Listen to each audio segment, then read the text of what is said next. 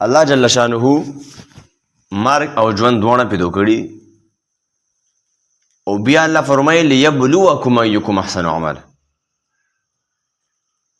الله جل شانه بیا موږ په دا باندې ازموي چې آیا تاسو کې کم یو ښه عمل کوونکی دی. اوس ژوند هم الله درکړه، مرګ هم الله یې پیدا کړی.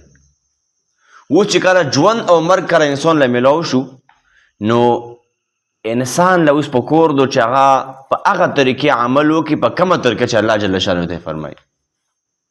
ځکه د مرګ او ژوند دا د الله تعالی طرف نه په موږ باندې یو امتحان دی، یو ازمیښت ده په موږ باندې.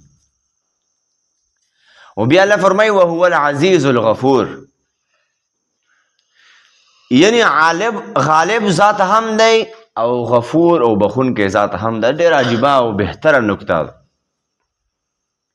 ورستو الله فرمایي چې مو ژوند او مرګ پیدا کړي دي، خدا تاسو دپاره امتحان او ازمیښت هم دی.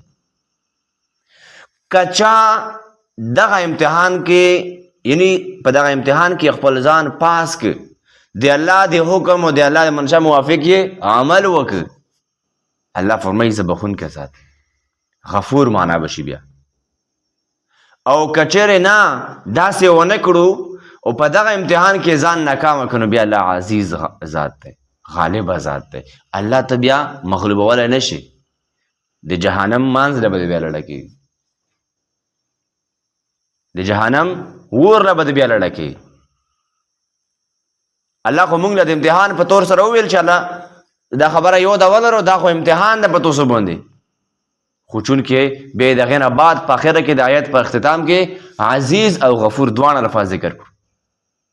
که چا ناکامي وکړله، چا نافرماني وکړله، چا د الله جل شانه د اطاعت خلاف کار وکړه، نو ګوره بیا زه غالب ذات یم، بیا ته مو مغلوبولی نه شي. زه تو هر چی در نیولی شم، هر چی ته در نیولی شم. او که نه ځان دې پوس که په امتحان کې الله دې خفه نه کړه، د الله د رضا موافق دې عمل وکړه، په امتحان کې دې ځان بری کړ، نو بیا الله فرمایي زه غفور ذات یم، بخونکی ذات یم. زه به تو د عمل قبول کوم او تو به زه د جنت دروازې کلو. نو کوشش وکړو دا مرګ او ژوند د الله جل شانه نه دی پیدا کړي. په دنیا کې د دنیا د هر څیز، هر یو څیز په دنیا کې چې هغه موجود دی، هر یو څیز الله جل شانه د څه خبرو دپاره خامخا پیدا کړی.